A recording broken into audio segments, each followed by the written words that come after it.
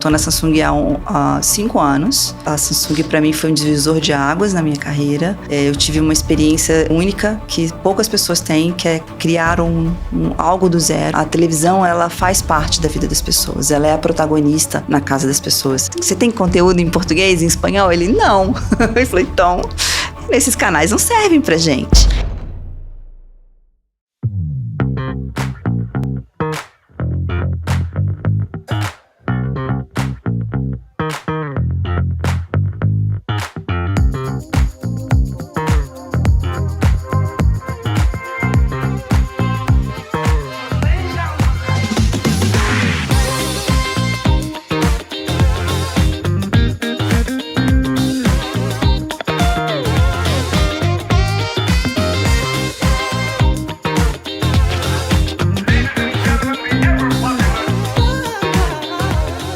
Bem-vindos a mais um episódio da Abotcast, o podcast da Abots. E hoje, o nosso episódio especial do Streaming Ladies. Tenho o prazer de apresentá-los a nossa convidada, Aline Jabbour, diretora sênior do Samsung TV Plus na América Latina. O grande nome...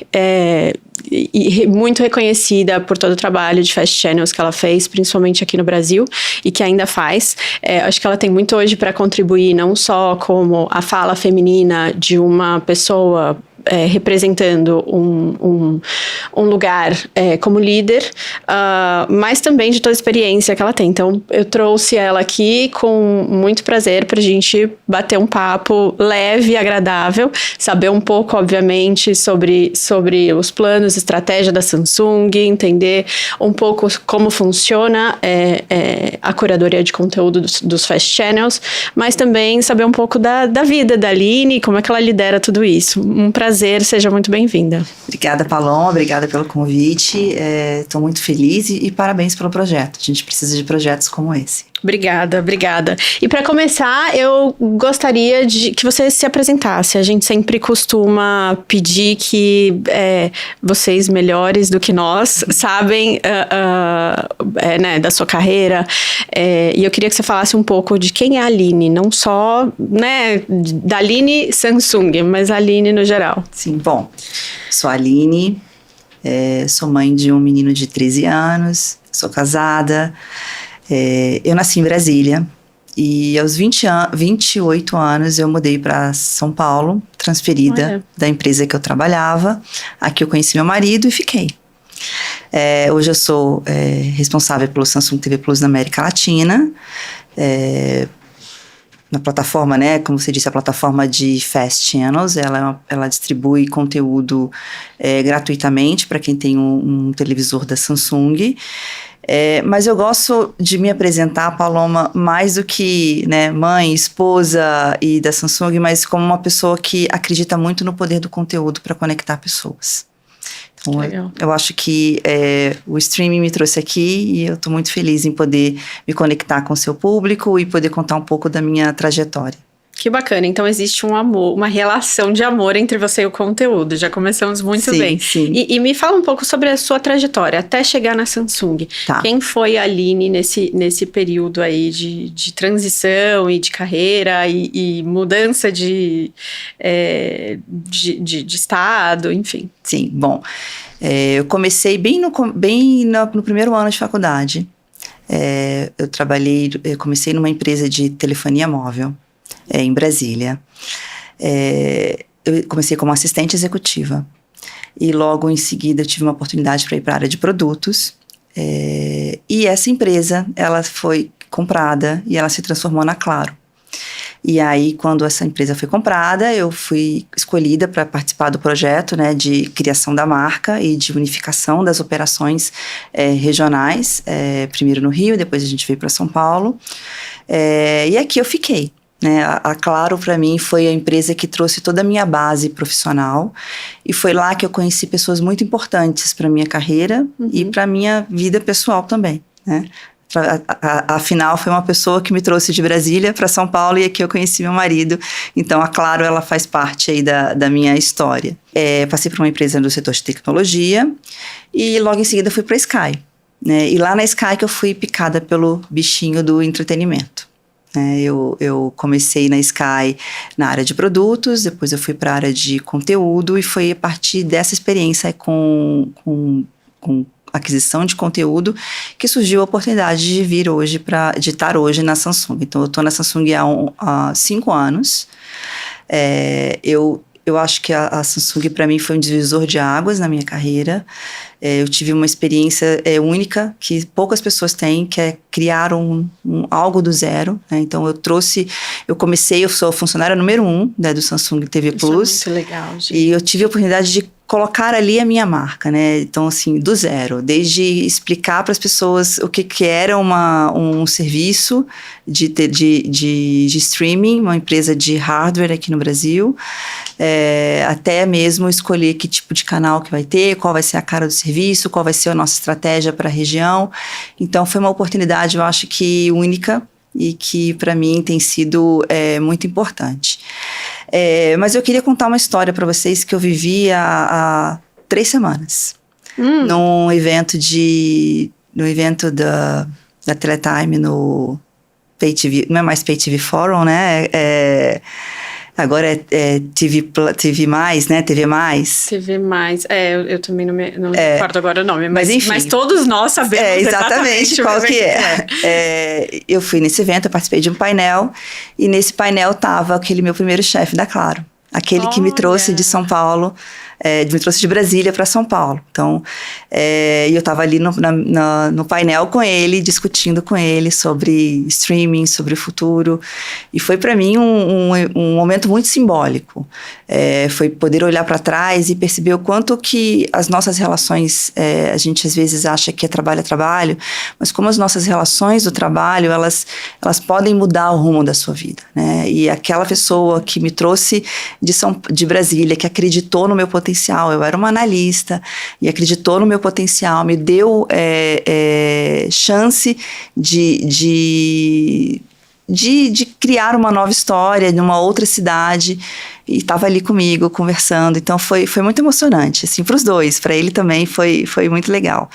Então, esse é o resumo da minha carreira, mas eu acho que a mensagem que eu quero passar é que a gente tem que tomar muito, muito cuidado com as nossas relações. E elas são sempre muito importantes, porque elas acompanham pra gente ao longo de tanto tempo, né? Assim, eu saí da Claro em 2008, e quanto tempo depois eu não estou ali no painel com ele. Do cargo, da posição, da empresa. E o nosso mercado é muito pequenininho. Sim. Todo mundo se conhece, todo mundo se recomenda, todo mundo já ouviu falar. Então, com certeza, isso é um dos grandes pontos. Que bacana.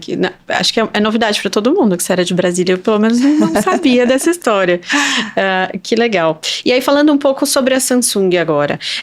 Qual é a grande proposta do Samsung TV Plus no Brasil e na América Latina? Entender um pouco da sua audiência hoje.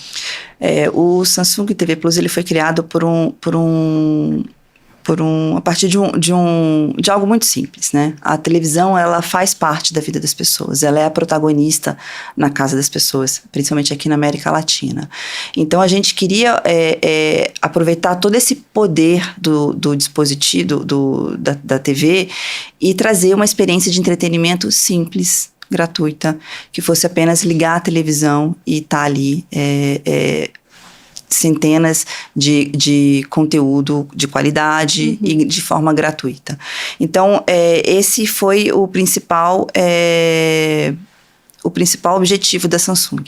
Aproveitar o poder da TV e oferecer ali, de uma forma muito simples, centenas de conteúdos de forma gratuita. Então, esse é o principal motivador.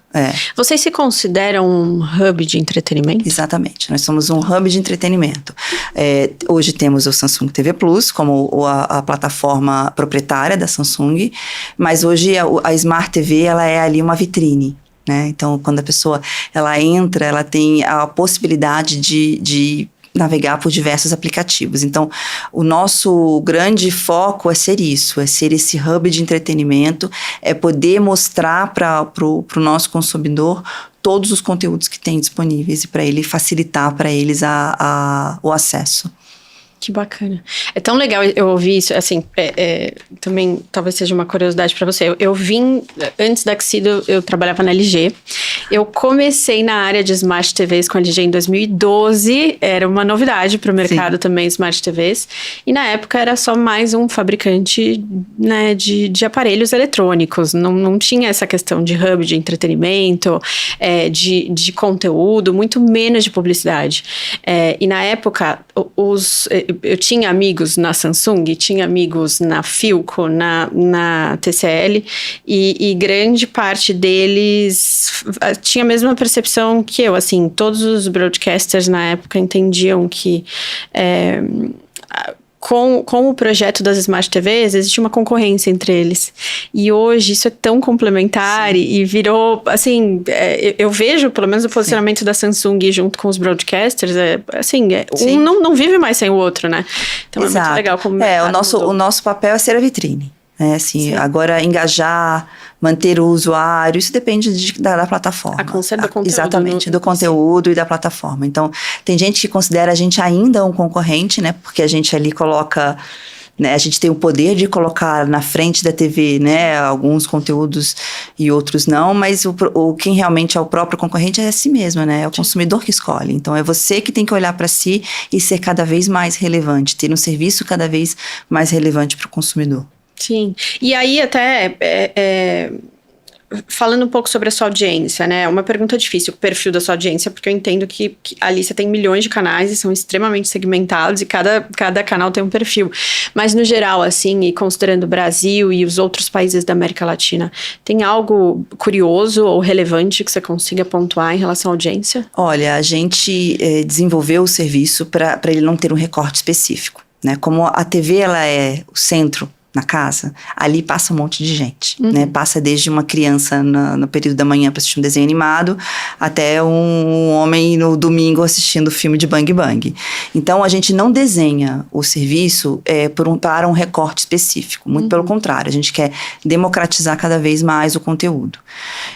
O que a gente tem de muito específico para o serviço é que a nossa audiência, principalmente na América Latina, ela é basicamente de quem saiu de TV por assinatura ou nunca teve uma TV por assinatura e que busca um serviço de qualidade, de graça. Alguns tipos de conteúdo, eles são muito específicos desse formato linear. Então, canais de notícias principalmente, que não tem também outro streaming. Então, para quem saiu de uma TV por assinatura, né, o cord cutter, a notícia para ele é algo que é um formato passivo. Então, é muito simples essa mudança, né, para um serviço como o nosso. Então, a gente é formado por esses usuários, né, que deixaram o cord cutters, ou aqueles que já estão acostumados com o streaming, ou nunca tiveram uma TV por assinatura, e que usam o Samsung TV Plus para descobrir conteúdo. Isso é engraçado, né? Mas quando a gente pensa no formato de hoje, que as pessoas elas têm que ser muito mais ativas, elas têm que saber muito mais o que elas querem, o que elas gostam e depender muito de um algoritmo para poder ver um conteúdo. Quando a gente pensa no modelo, né, que é o TV Plus hoje, mas que é o modelo tradicional, que é o zapping, isso ajuda muito a descobrir conteúdo. Quando você está ali sentado na frente da TV e vai zapeando e descobre uma coisa que você não era algo que você escolheria assistir, mas que é algo interessante e que vai te abrir um outro olhar, isso, então, o Samsung TV Plus também é para isso. É para essas pessoas que querem descobrir conteúdo. Então, quando a gente olha a escolha de que conteúdo colocar ali, a gente pensa nisso, que tem que ter para todos os gostos, tem que ter para todas as audiências, desde mulheres, homens, jovens e adultos. Então, a gente não desenha com esse recorte. Perfeito. E quando você diz descobrir o conteúdo, eu entendo que, obviamente, eles querem se manter ali consumindo aquele conteúdo que eles gostaram. Mas também faz um gancho, de repente, para levar para um possível aplicativo ou até para TV linear. Imagino que seja. Para um serviço de streaming, mais sim, porque a gente disponibiliza alguns conteúdos, algumas séries que a gente não tem toda a profundidade, né? Então a gente tem as primeiras temporadas, e as últimas podem ser assistidas num serviço de streaming pago. Então ele serve para isso, para as pessoas descobrirem o conteúdo e também para, poxa, eu gosto disso, eu quero me engajar, então eu posso assistir em outro lugar, através de uma assinatura e tudo mais. Eu não preciso fazer uma assinatura primeiro para saber se eu vou gostar. Sim. Eu posso experimentar, descubro que eu gosto e aí eu faço a assinatura. Sim, que bacana. E aí, aproveitando o gancho, me conta um pouco sobre como é feita a curadoria de conteúdo do lado da Samsung, e até se você puder comentar AI, algoritmos, a própria consultoria humana. Sim. Qual a sua percepção em relação a isso? Tá. Vamos começar como a primeira parte, né? Como é que a gente desenhou o Samsung TV Plus. Eu acho que uma escolha muito feliz que a Samsung foi entender que precisava de times locais. Uhum. Então, o Samsung TV Plus, ele não foi o primeiro FAST, né, a lançar no Brasil, mas ele foi o primeiro a fincar uma equipe local. Então, muitos criam seus serviços, né, lá dos Estados Unidos ou do país de origem, seja do fabricante ou do aplicativo. E não tem esse olhar local. Uhum. Então, quando eu cheguei, o meu chefe americano falou assim para mim, olha, a gente já tem aqui quase 200 canais nos Estados Unidos, escolhe qual que você quer para o Brasil. Uhum. Qual que você vai querer para o México. Eu falei, olha, no Brasil a gente fala português, no México é espanhol. Então, assim, você tem conteúdo em português, em espanhol? Ele, não. Eu falei, então...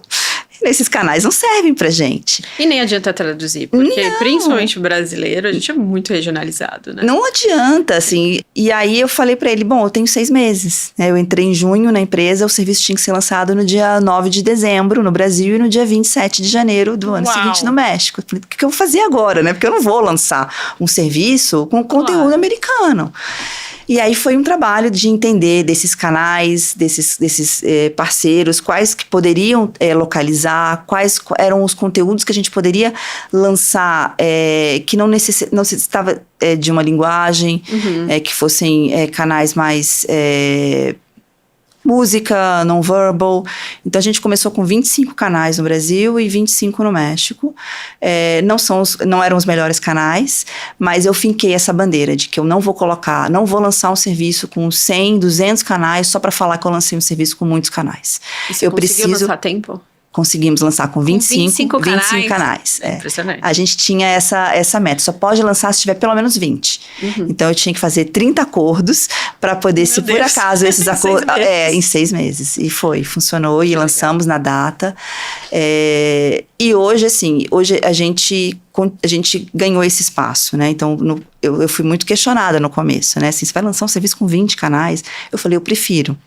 Porque se eu abrir mão hoje dessa crença que eu tinha naquele momento, de que eu não podia lançar com canais em inglês, se eu abrir mão naquele momento, eu não conseguiria voltar atrás. Então, eu preferi e eu tive o privilégio de ser escutada naquele momento, mas a gente estava chegando na companhia. É por isso que eu falo que a Samsung, ela entendeu que precisa ter olhar regional, né? E aí é isso, hoje o serviço ele tem no Brasil 117 canais, a gente está numa corrida agora de segundo semestre, a gente vai chegar a quase 150 no Brasil. No México a gente está já com 150, a gente deve chegar a quase 200 canais no final do ano. E são todos canais com esse olhar localizado. A gente tem canais, obviamente, que tem legenda, mas justamente são canais que aquele público aceita assistir aquele conteúdo em legenda. Sim. Mas a maioria ele é localizado para o Brasil ou ele é canal local. A gente tem esse olhar, como eu te disse, né? O Brasil é muito diferente do México.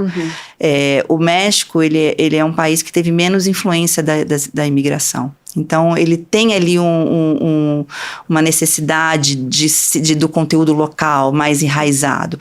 Um exemplo, por exemplo, quando a gente lançou o MasterChef, a gente lançou o MasterChef América Latina. E o negócio não ia bem. E assim, o MasterChef do Brasil bombando e o MasterChef no México não ia. E aí a gente entendeu, poxa, não pode.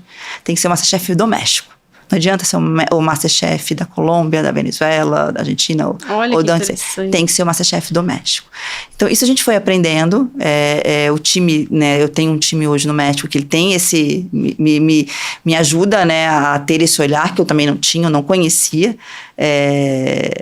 E aí aqui no Brasil é um pouco diferente. A gente gosta da novela, a gente quer ver a notícia local, a gente quer ver os realities, né, locais, mas a gente também é mais aberto a conteúdo estrangeiro, desde que seja no nosso idioma. Então, filmes, por exemplo, séries, a gente é mais aberto aos filmes de Hollywood ou até filmes de outros lugares, mais do que o México. Olha, eu pensava o oposto, na verdade. Eu pensava que o México, por estar próximo dos Estados Unidos, consumia muito mais conteúdo americano. Não, é muito interessante, é uma influência diferente que eles tiveram, né? Assim, aqui no Brasil a gente tem muito imigrante. Sim. Então a gente tem essa questão mais internacionalizada, mais do que o México. Sim. Mesmo eles estando próximos dos Estados Unidos, eu acho que talvez por isso os que ficaram no México, precisam reforçar a cultura. E como tem muito conteúdo disponível, né, para o mexicano, justamente porque tem muito imigrante mexicano nos Estados Unidos, e os Estados Unidos têm um olhar para a cultura hispânica muito sério, então tem muito conteúdo em espanhol. Sim. Então, foi mais fácil construir o line-up no México do que foi pro Brasil. Ah, com certeza. E você fala bastante de México e Brasil. Imagino eu que sejam os países mais relevantes. São os dois países que a gente tem. A gente não expandiu para os outros países ainda. Ah, tá. No Samsung TV Plus, ele tá no Brasil e no México, aqui na América Latina. No mundo são 30 países. Tá. Mas a Samsung, ela teve muito esse olhar de expansão, de ter cuidado. A ideia nunca foi volume, né? Nunca foi vamos expandir o mundo inteiro, todos os lugares onde a gente fabrica TV ou que a gente tem TV. Teve muito esse olhar, a gente precisa crescer de uma forma cuidadosa, consistente, para ter uma equipe local, entender também a maturidade do mercado. A gente também é um serviço que ele é monetizado por publicidade, então tem muitos países que não têm uma maturidade ainda de publicidade que faça sentido a gente expandir. Então, a gente está estudando outros países. Em breve, acho que a gente vai ter já um roadmap definido para a América Latina, mas, por enquanto, Brasil e México. Que legal, tem um plano, então. Eu não respondi sobre AI. Pois é. Mas eu posso falar de AI para você, porque isso é algo que a gente tem desenvolvido muito na Samsung. A gente tem um olhar de personalização muito forte, né? Assim, a gente entende que o futuro, ele é personalizado, né? Então, e como a gente poderia trazer ferramentas de personalização de uma forma mais robusta, foi através do AI, através do machine learning. Então, a gente hoje tem recursos onde a gente entende os hábitos de consumo, né, na plataforma. Tá. A gente entende que tipo de conteúdo é consumido, quanto tempo, o que engaja mais, para poder fazer recomendações mais inteligentes para os nossos usuários. Mas a gente não é só inteligência artificial, a gente tem uma curadoria humana importante também. Porque tem uma coisa que a gente aqui olha muito, que é as questões regionais. E que muitas vezes as questões regionais, elas não são pegas no algoritmo. Então, sim, alguma sazonalidade, agora, por exemplo, agora vamos ter o 7 de setembro, né, Descobrimento do Brasil. Então, ter uma curadoria que consiga fazer uma playlist de filmes nacionais para trazer isso para o consumidor, outras datas importantes ou outras tendências que estão acontecendo. A morte do Papa, por exemplo, foi uma tendência, foi um case também, onde a gente conseguiu trazer para frente da tela, né, tudo que estava se passando sobre aquele momento, de diversos ângulos, canais de notícias, documentários. Então, esse olhar humano, ele era muito importante até para tirar da bolha. Sim. Porque você personaliza o que você conhece. Mas você, às vezes, tem coisas que você pode conhecer e gostar, que se a gente não colocar na sua frente, você não vai saber.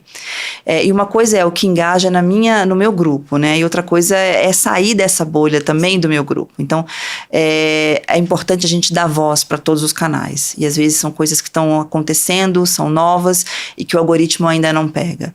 Então, o Samsung TV Plus é esse equilíbrio entre o machine learning, né, a eficiência e a rapidez que a gente consegue trazer uma curadoria olhando pelo comportamento do consumidor, e esse olhar mais de curadoria humana. Então, é um equilíbrio. Que bacana. E em quantos vocês são? Equipe? Nós somos 9. 9. É uma equipe grande. Ah, no Brasil só. Mais a equipe do México. Não, desculpa. 9 América Latina. Nós somos 2 no México. Temos 2 no México. Maravilha. São 7 Brasil e 2 México. E conta um pouco, bom, a gente está falando agora também, né, sobre conteúdo nacional e internacional hoje na região, acho que a gente cobriu bem essa parte. E vamos falar sobre monetização. Sim. Que é um tema que eu acho que você tem falado em todos os últimos painéis que eu acompanhei seus. Mas é um tema que todo mundo busca, né? Hoje está todo mundo atrás de como monetizar nesse mercado. Tem a questão do streaming, dos aplicativos, e tem a questão também dos fast channels. Vocês já chegaram num ponto de equilíbrio. Existem canais hoje monetizando de forma agressiva, felizes com a questão da monetização. Vocês podem concluir que é um meio de sucesso para os canais? Conta um pouco pra gente. Conto. Eu acho que o principal a gente já tem, né? Que muita gente ainda batalha para ter o consumidor, né? Para ter uma base engajada. E a gente hoje é um serviço de sucesso. Hoje nós temos milhões de usuários conectando todos os dias. A gente tem milhões de horas. É diferente de quando eu estava lá no começo, né? Que eu batia na porta de muita gente para explicar o que era festa. As pessoas me olhavam. Poucas me atendiam, e as que me atendiam olhavam com uma cara, o que você está falando, né? Quantas TVs estão conectadas? O que você está falando, né? O que é isso? E hoje é o contrário. Hoje a gente não consegue colocar todos os canais que batem na nossa porta. A gente precisa fazer ali uma certa curadoria. Então, a gente tem... O mais importante a gente já tem. Né? E aí a monetização, ela é algo que ela é uma consequência, né? Assim, a gente não podia começar monetizando antes de ter o público, né? Muita gente fala assim, mas eu vou lançar o meu canal na sua plataforma, quanto que eu vou ganhar? Eu falo assim, por enquanto você não vai ganhar nada, porque a gente vai primeiro criar uma audiência. E isso foi muito rápido. Hoje, o Brasil é o segundo país mais relevante da Samsung em termos de usuários e de horas. O México é o terceiro, né? Se a gente considerar Brasil e México juntos, a gente tem mais usuários e mais horas assistidas do que todos os países da Europa. Caramba. Então, a gente mostra o que a gente acertou, que era isso que o consumidor queria. Né? A monetização, que é uma consequência, a gente está num momento de educação muito forte. Na verdade, a gente nunca deixou de educar o mercado. Então, no começo eu educava sobre o que era fast, sobre qual era a vantagem de você ter uma distribuição multiplataforma, né? Qual era a vantagem de você usar uma biblioteca que você não estava usando 100%, que você poderia diversificar a sua forma de monetizar. Esse era o momento de educação. A educação que a gente continua fazendo e que a gente precisa intensificar mais é a educação do mercado publicitário. E aqui tem um desafio muito grande, porque você imagina que existem várias plataformas vendendo, existem várias formas de vender, e existem várias formas de mostrar as métricas. Imagina a cabeça de um anunciante. Né? Cada um batendo na porta do anunciante com uma ideia, com uma narrativa, com uma métrica diferente, totalmente diferente. E é tudo streaming, e é CTV ou é fast. Então, e precisa, neste momento, ter uma união do mercado. Né? Eu acho que a gente vai dar um grande passo a partir do momento em que todos os players se unirem e se alinharem em relação a quais são as métricas que a gente vai, como é que a gente vai mostrar essas métricas, como é que a gente vai mostrar essas informações para o mercado publicitário, Sim. Qual é a narrativa que a gente vai usar. E aí, se a gente se unir, não é que isso vai beneficiar um apenas, vai beneficiar todos. O mercado inteiro, com O mercado inteiro vai beneficiar tanto nós, como plataforma, como os próprios anunciantes, que eles estão hoje perdidos, porque tem muita gente batendo na porta e muita gente falando, às vezes, coisas completamente diferentes de uma mesma plataforma. E tem muita tecnologia, Exatamente, né? Exatamente. Então, acho que o próximo passo é esse da educação. É algo que eu tenho falado muito nisso, porque eu tenho falado justamente que a gente não vai a lugar nenhum se a gente não se unir. Sim. Então, a gente tem, do lado da Samsung, provocado alguns streamings, provocado reuniões, provocado conversas, justamente para isso, para que a gente saia ganhando e para que a gente dê o próximo passo juntos. E aí, obviamente, quem tem o melhor produto, quem tem a melhor audiência, essa pessoa vai se destacar, mas isso é um outro trabalho, né? Um não impede o outro. Sim, né? Até porque eles são extremamente segmentados. Exatamente. Segmentação é o que as agências buscam, né? Exato. Então, assim, tem realmente uma base já estruturada. Exato. E tem uma segmentação muito qualificada. Exato. Realmente definir formatos e modelos. Sim, e as métricas. As métricas precisam ser alinhadas. Sim, com certeza. E aí, falando um pouco sobre inovação, o que você acha que a gente pode esperar para um futuro próximo? Olha, eu falei bastante de personalização. Eu acho que a gente já está vendo, mas ainda está só no começo. O que vem pela frente ainda é super animador. A gente poder trazer ali uma TV Plus para cada usuário, né? Para cada consumidor, uma TV Plus diferente. Isso é muito legal. A gente tem trabalhado muito, já tem alguns testes acontecendo em alguns países. Em breve a gente vai ter coisas novas sendo aplicadas aqui para o Brasil, mas é algo que a gente tem investido muito na experiência do screen personalizado. Exato. Nossa, que legal. Exato. Então isso é algo que a gente tem buscado muito. Uma outra tendência que também já começou é o ao vivo. Assim, quando o Fast começou lá atrás, ele era a biblioteca que ninguém usava, né? Aquele conteúdo que estava largado, então vou testar aqui, já que eu não estou ganhando dinheiro mesmo com ele, vou colocar e vou testar. A gente evoluiu de uma forma que hoje a gente é a casa do ao vivo. Então a gente começou com as notícias. As notícias, ele é o carro-chefe de uma plataforma Fast. Sim. A gente evoluiu para o esporte. Então, a gente teve a cobertura das Olimpíadas, a gente teve diversos campeonatos, a gente teve a Copa do Mundo de Clubes, e agora a gente está com o canal da Globo, GE TV, com os campeonatos brasileiros de futebol. Então, isso mostra uma evolução do Fast, né? Trazer esse conteúdo ao vivo. Uma outra coisa que a gente também tem investido é trazer conteúdos exclusivos ao vivo. Então, a Samsung, ela é a plataforma que está transmitindo com exclusividade a turnê do Jonas Brothers. Não é a nossa faixa etária, mas eu estou descobrindo um monte de coisa, né, sobre o Jonas Brothers.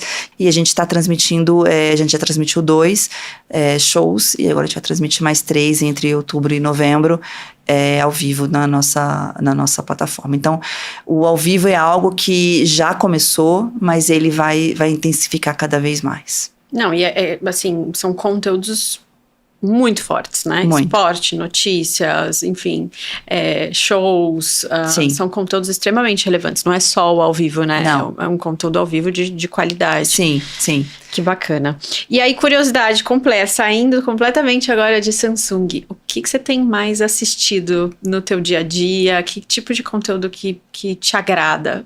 Aline Pessoa agora. Olha, na Samsung, eu gosto muito dos canais de notícias. Então, a Samsung, ela é hoje a minha fonte de informação. E o que eu mais gosto é poder ver a mesma notícia por diferentes ângulos. Então, nós, como plataforma agnóstica, a gente não tem um lado, né, da notícia. A gente quer ter tudo. Então, a gente tem os principais canais de notícias no Brasil, a gente tem canal na Europa, a gente tem canal dos Estados Unidos, a gente tem canal mais focado para o mercado financeiro. Então, eu fico o dia inteiro com uma televisão ligada, eu trabalho muito de casa, a gente vai ao escritório 2 ou 3 vezes por semana, mas eu acabo ficando muito de casa, ou antes ou depois, ou nos dias que eu não vou ao escritório. E eu fico com a televisão ligada praticamente o tempo todo nas notícias. Tem um outro canal também que eu gosto muito na Samsung, que é o canal da Manual do Mundo. Manual do Mundo. É um canal que nasceu no YouTube, e a gente lançou ele já tem um tempo, e é o canal que eu me conecto com meu filho. Porque o Iberê, ele ensina de uma forma muito simples, né? Outro dia ele estava fazendo um programa onde ele abria uma chuteira e ia mostrar o que tinha dentro da chuteira e por que tinha aquelas camadas dentro de uma chuteira.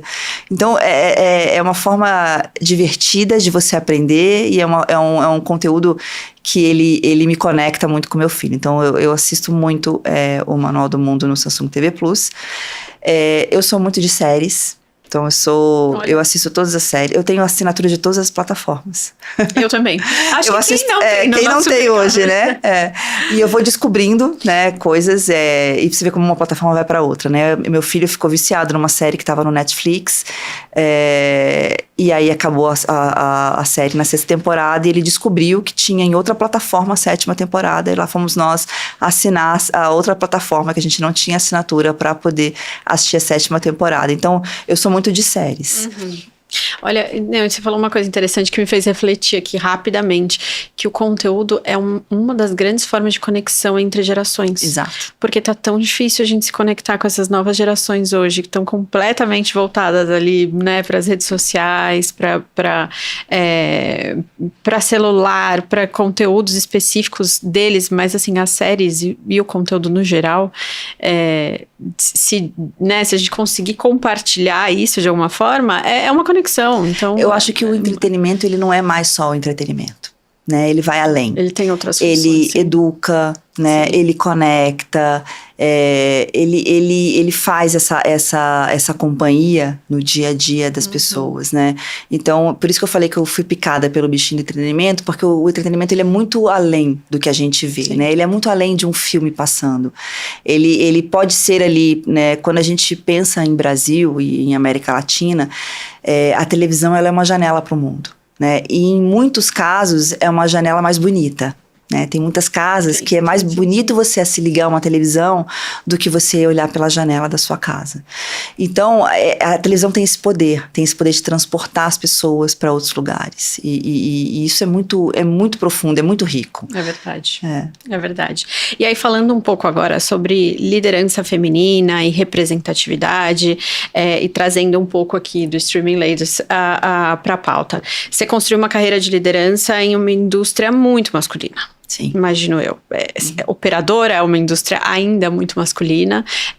América Latina, no geral, ainda é muito masculina. Brasil, México, né? Tem grandes desafios. Me conta um pouco sobre as suas conquistas e desafios nesse caminho. Olha, não foi fácil, né? Assim, acho que não é fácil para ninguém, mas eu acho que para nós mulheres tem ainda alguns desafios um pouco maiores do que para os outros. Mas o que eu sempre busquei foi não perder a minha autenticidade. Eu nunca quis criar um personagem num ambiente profissional, diferente do que eu sou na minha vida pessoal. Uhum. Eu sempre tentei viver a minha vida de uma forma muito autêntica, ser quem eu sou. Paguei alguns preços por isso, mas hoje, quando eu olho para trás, é algo que me orgulha, né? Assim, eu nunca quis moldar a minha forma de liderança pensando num modelo masculino, né? Tem muita gente que muda, né? Eu vou ser mais dura, eu vou ser mais isso, eu não vou fazer isso para não pensar que isso é coisa de mulher. Eu nunca fiz isso, né? Assim, então, eu sempre acreditei que a empatia, a conversa, a proximidade com a sua equipe é algo que é muito importante. Uhum. Assim, o Samsung TV Plus, ele não é um sucesso da Aline, ele é o sucesso de uma equipe. E isso é muito valioso. Então, quando eu olho para trás, eu me sinto orgulho disso, né? De que eu não precisei mudar. Quando eu olho para a Samsung, por exemplo, eu sou uma pessoa muito otimista, né? Vou te dizer que eu sempre olho as coisas boas. Eu não sou daquela que reclama. Eu sempre olho o que está mudando. Positivo. Né? Assim, a gente tem muito para mudar ainda. Mas hoje a gente já faz parte da pauta, né? O que a gente não fazia lá atrás. Então hoje já não é mais aceitável ter um ambiente só masculino. Sim. Hoje a diversidade, ela é importante e ela é já entendida como importante. Mas ainda tem um caminho muito longo a ser seguido, né? Assim, a gente antes nem pauta, a gente não era parte da pauta, hoje a gente é parte da pauta. O que a gente tem que ver mais para frente é as mulheres ocupando cada vez mais cargos de alta liderança. Quando a gente olha para um ambiente de gerentes sêniores, a gente vê muitas mulheres. Uhum. Mas diretoria, vice-presidência, isso é muito escasso. Quando eu cheguei na Samsung, eu me surpreendi. Então, quando eu falo que eu olho o lado positivo, eu venho de uma área de serviços. A Samsung, ela tem diversas unidades de negócio. A nossa unidade de negócio, ela é separada da área de hardware. Então, era uma área de serviços. Então, eu posso falar do que eu conheço, que é a minha área. Quando eu cheguei, a líder de TV Plus na Coreia era uma mulher. Ela era Olha! diretora e ela foi promovida a vice-presidente. Porque a Coreia também, obviamente, tem uma cultura muito. É cultural, diferente. né? É cultural, não é empresa, não é a Samsung, é uma cultura coreana. Então, quando eu cheguei na empresa e a líder da área era uma mulher, eu falei, meu Deus, é a Samsung Acertei. mesmo, né? É a Samsung mesmo. E hoje a vice-presidente de Samsung Ads, né? Que lidera todos os Samsung Ads do mundo, é uma mulher. Olha que bacana. A vice-presidente da área de serviços de mobile, né, é uma mulher. Então, isso para mim mostra que a gente tem um caminho. Né? Óbvio que tem muito menos vice-presidentes mulheres do que homens, tem muito mais homens, mas a gente já tem mulheres. Né, nos representando, e isso é muito bom, a gente poder olhar eu sou, né, não sou nova, eu sou de uma geração onde que um vice-presidente, um diretor, nunca a gente viu mulheres nesses cargos, né, e hoje a gente já vê. Então é um caminho longo ainda, mas eu acho que a gente já está vivendo um momento muito diferente do que há 5 anos atrás. Com certeza. O meu sentimento é que, assim, a gente tá chegando lá aos poucos também. Eu sou super otimista nesse sentido. E eu vejo que as mulheres que já chegaram lá estão lá por pura competência. E não por cota, né? Sim. Assim, eu acho que essa barreira já foi cumprida, pelo menos na nossa área. Sim. A gente tem um sentimento de que quando a gente olha as mulheres líderes desse nosso mercado, a gente tem orgulho do que elas falam, orgulho do que elas representam, porque elas estão lá por puro merecimento. Sim. E eu acho que o mercado, no geral, reconhece isso, os homens, mulheres, enfim. Então, acho que esse é o grande prazer que a gente tem hoje. Sim. E isso dá uma luz no final do túnel pra gente, entendendo que isso só tende a crescer daqui pra frente. Que bacana. E bom, você falou um pouco, né, sobre a visão da participação feminina com a área de tecnologia. E me fala um pouco, você tem alguma mulher ou algumas mulheres que te inspiraram, carreira e vida particular, nessa tua trajetória? Paloma, eu não quero soar ingrata, mas eu não tive mulheres na minha carreira que me inspiraram.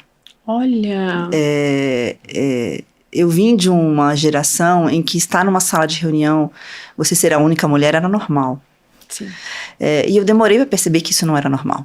Porque aquilo era o nosso ambiente. Né? Assim, eu vim de uma geração em que aquilo era... As mulheres que levantavam bandeiras eram tão poucas que eu não tive acesso a elas. Sim. E hoje o que me inspira é a nova geração. Né? Hoje o que me inspira é quando alguém eu tenho uma equipe que ela não é só feminina, mas ela tem muitas mulheres, não somos 9, mas a maioria é mulher, e elas é que me ensinam, porque elas é que olham para mim e falam assim, você percebeu que você era a única mulher naquele painel? E lá no começo, quando eu não estava prestando atenção nessas coisas, eu falava, eu não percebi. E elas me cutucam, e isso não é normal, isso não é legal. O que a gente pode fazer para que nos próximos painéis tenham mais mulheres? Então elas é que me inspiram, porque hoje elas vêm de uma geração com muito mais coragem do que a minha. Elas vêm de uma geração mais autêntica. Uhum. Por mais que eu fale, eu sempre fui autêntica, eu fui autêntica no que eu fui ensinada a ser autêntica. Mas eu não fui autêntica em levantar bandeiras lá atrás, quando eu estava numa sala de reunião, só eu de mulher. E eu hoje olho o meu papel com um papel de muito mais responsabilidade por causa delas do que eu olhava lá atrás. Então hoje eu tenho esse olhar muito mais responsável do que é certo e do que não é certo, do que é normal e do que não é normal. Eu tenho uma responsabilidade de exemplo. Então eu não posso chegar num painel e voltar para elas e falar assim, é isso, né, gente, é o que temos. Eu tenho mais uma responsabilidade maior em falar o que a gente vai fazer para ser diferente. Então eu vou montar um painel. A gente montou um evento no Rio 2C, a gente teve um summit e a gente teve esse olhar em todos os painéis. Vamos trazer uma representação, vamos tentar equilibrar as principais vozes do que a gente quer trazer para aquela discussão, mas que também tenha mulheres participando dessa discussão. A gente vai fazer agora um painel no IAB na próxima semana e a gente também teve esse olhar. Então, isso eu aprendi com elas. Eu não aprendi com o exemplo que eu tive, eu aprendi com elas me provocando. Então, isso é muito bom, é muito otimista. A gente vê uma geração tão diferente da nossa, conquistando um espaço tão diferente, né, do que a gente batalhou lá atrás, de uma forma tão mais intimista, com tão menos coragem do que elas têm hoje. Então, quando eu falo de inspiração, eu penso muito nessa mentoria reversa, né, da gente estar sempre se retroalimentando e sempre olhando o que as gerações novas estão aprendendo e nos ensinando. Então a gente pode falar que a sua inspiração são elas, né? A nova geração, de repente, que está ensinando. Exatamente. As meninas que trabalham comigo. Que bacana. Vou falar o nome delas, porque elas são muito bacanas. Sim, por favor. A Ana Carolina, Giovana, Beatriz e Ana Beatriz são as meninas que trabalham hoje comigo e que me ensinam muito. E que elas hoje são a cara do TV Plus. A TV Plus não sou só eu, são elas também.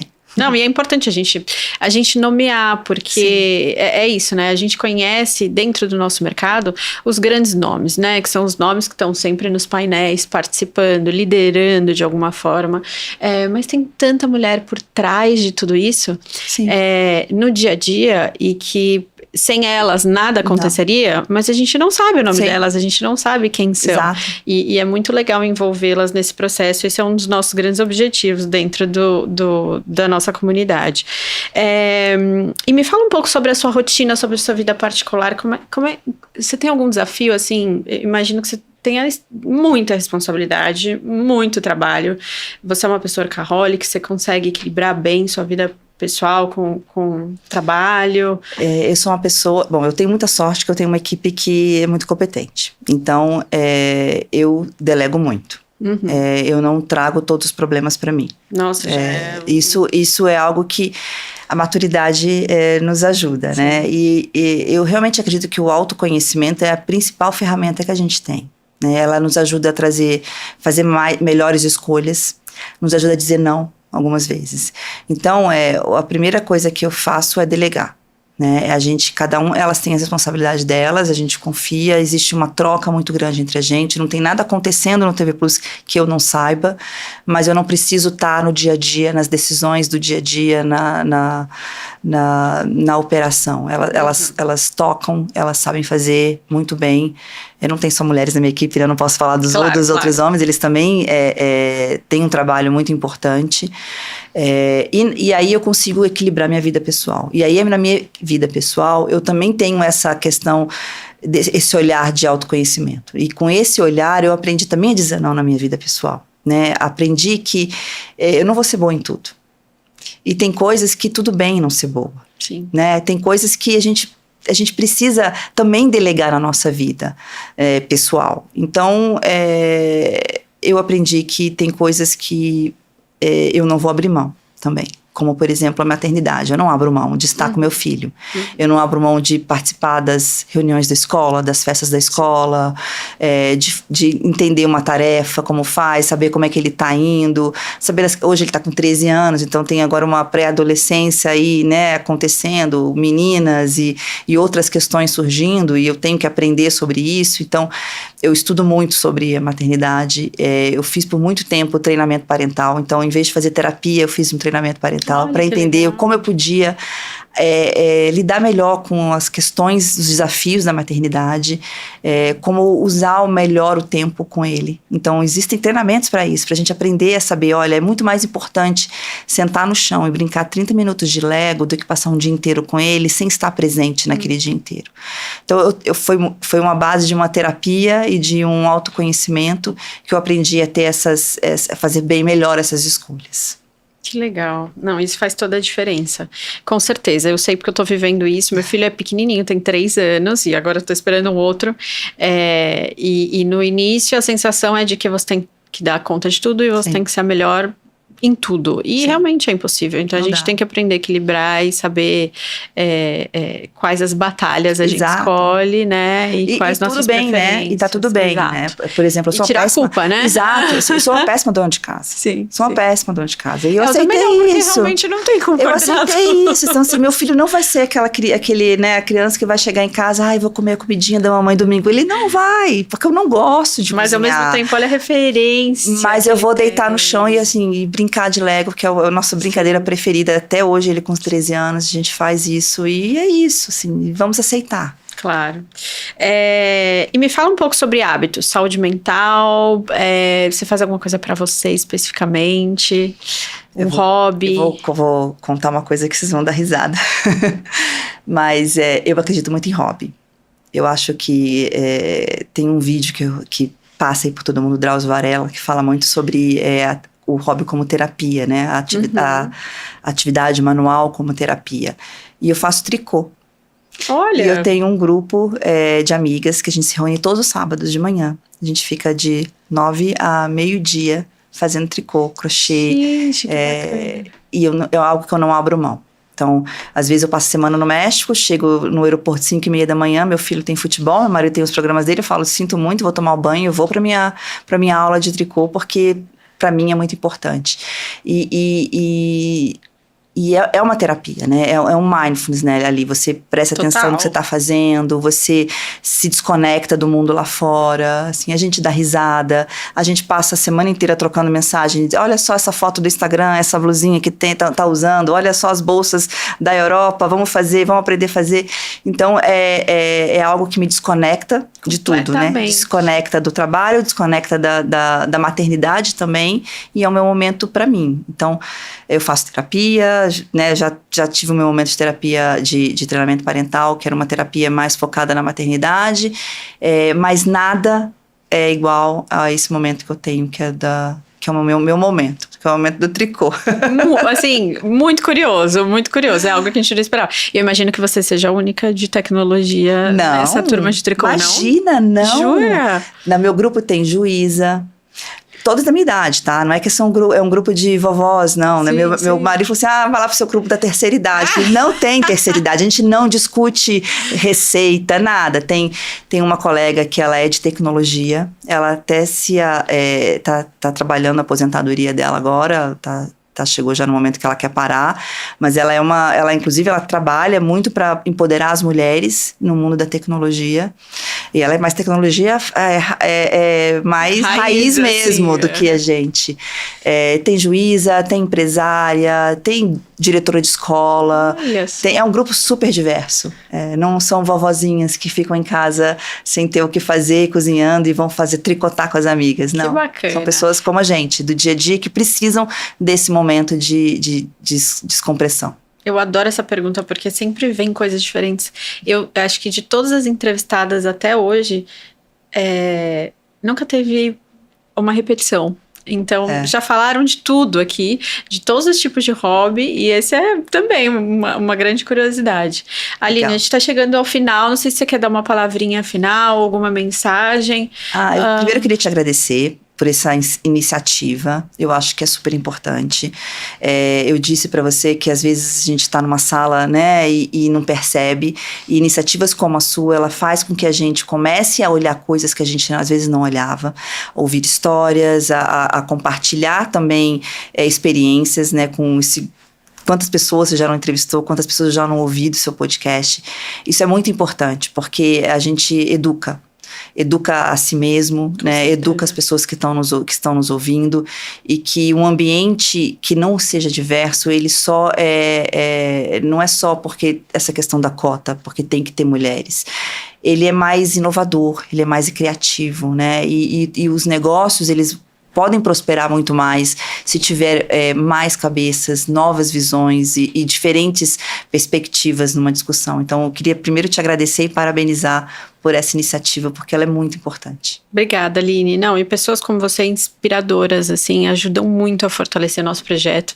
Tenho certeza que tá todo mundo curioso para assistir esse podcast, entender um pouco mais sobre quem é a Aline, além, né, do que a gente está acostumado a ouvir sobre sua percepção e seus comentários em relação à Samsung, mas por trás disso existe uma mulher muito forte, muito relevante e com uma história muito bonita.